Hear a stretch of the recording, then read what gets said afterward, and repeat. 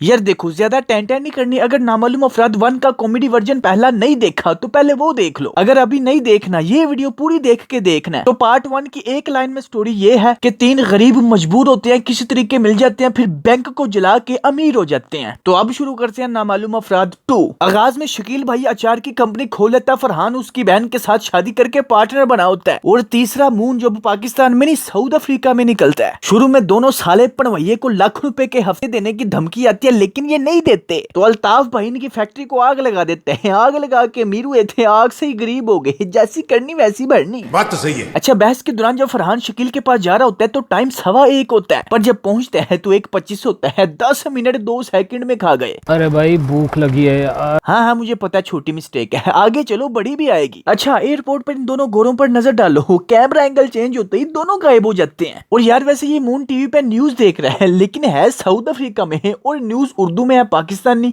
हो सकता है यार साउथ अफ्रीका में पाकिस्तानी चैनल हो सकता है, क्यों नहीं हो सकता। अल्लाह से डरो, अल्लाह से डरो। लेकिन एक बात नहीं समझ आई कि ये शेख अल बखलावा सोने का बैतुल खला लेके साउथ अफ्रीका जा रहा है, तो पाकिस्तानी इसको क्यों ब्रेकिंग न्यूज बना रहे हैं। कमाल है यार, हमारे मुल्क में लोगों के पास खाने के लिए नहीं है, ये सोने पे अगर है। इसके बाद ये एक होटल में आता है। मुजरे के दौरान इस बखलावे का टटी करने वाला बैतुल खला चोरी हो जाता है। चुप कर बे कुत्ते।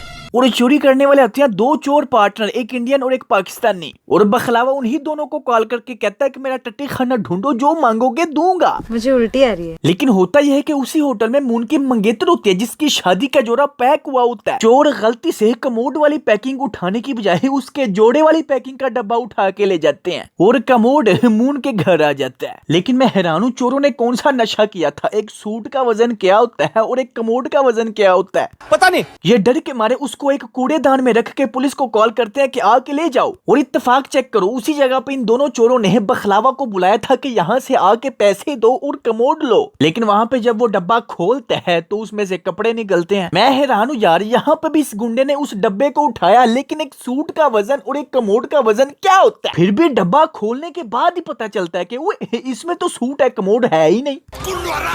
अन्नी दियो बेवकूफ चोरों, तुम्हें वजन से क्यों नहीं अंदाजा हुआ। ऐसे ही रात को फरहान को फिर कोई उंगल आती है। शकील को कहता है क्या उस पॉट को ले आई, हमारी जिंदगी बदल जाएगी। वहाँ से जाके पॉट को वापस गाड़ी में ले आते हैं। सुबह पुलिस कहती है पॉट हमने ढूंढ लिया। शेख दोबारा चोरों को कॉल करके कहता है कि अन्नी दियो उसमें स्मगलिंग के हीरे भी थे, अगर वो पुलिस को मिले तो मैं तो गया। पहले तेरा पॉट चोरी हुआ, अब उसमें हीरे आ गए।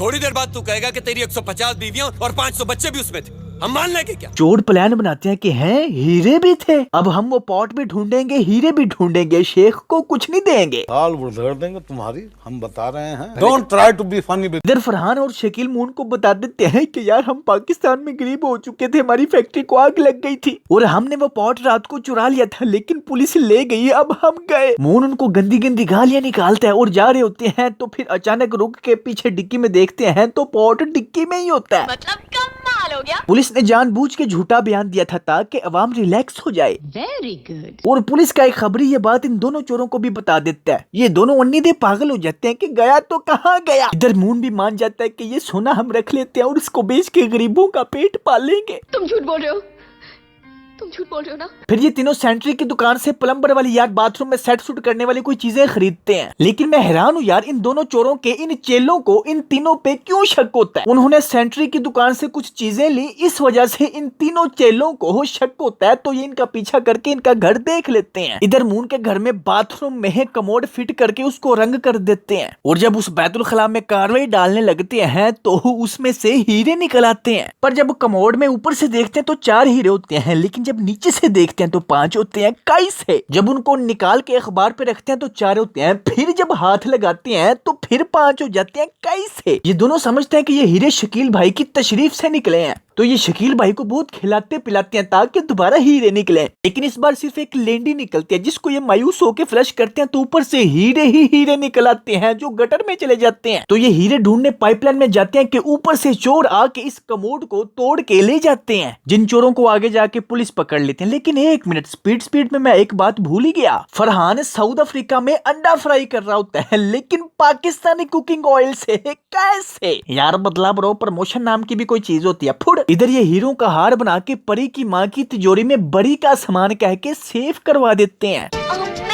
darling. पुलिस के हाथों शेख को कमोड तो मिल जाता है, लेकिन जब हीरे नहीं मिलते हैं तो ये दोबारा चोरों को कॉल करके कहता है कि हीरे किधर हैं। चोर कहते हैं हमें क्या पता है, तो शेख कहता है ढूंढो वरना मैं तुम्हें गोली मार दूंगा। मैं हीरे लूंगा या तेरी जान। तो ये दोनों चोर नैना और परी को उठवा लेते हैं। इन तीनों नामालूम अफराद को कॉल करके कहते हैं कि हीरे दो हो और कुड़ियां लो, लेकिन हीरे तो माँ की तिजोरी में बंद है, तो ये तिजोरी ही चोरी कर लेते हैं। पर यहाँ मसला यह है कि पासवर्ड सिर्फ परी की माँ को पता है, जो परी के अगवा होने की खबर सुन के इस दुनिया से बेखबर हो गई, बेहोश हो गई। जब ये लड़कियों को छुड़वाने के लिए दे देते हैं उनको डब्बा, तो वो कहते हैं इनको खोलेगा क्या तुम्हारा अब्बा। इसी दौरान बखलावा यहाँ पे पुलिस को ले आते हैं और चोर पुलिस का मुकाबला शुरू। और ये तीनों अपनी दोनों कुड़ियों को लेके नीवे नीवे होके निकल जाते हैं, लेकिन निकलते दौरान दोनों चोर गाड़ी के आगे आ जाते हैं और फिस जाते हैं और हीरों का डब्बा समुद्र में चला जाता है। दोनों चोरों को मार मार के बखलावा की असलियत भी पुलिस को पता चल जाती है, तो अब बखलावा जेल में कर रहा है। अरे भाई वही जो आप समझ गए हैं, लेकिन एंड पे एक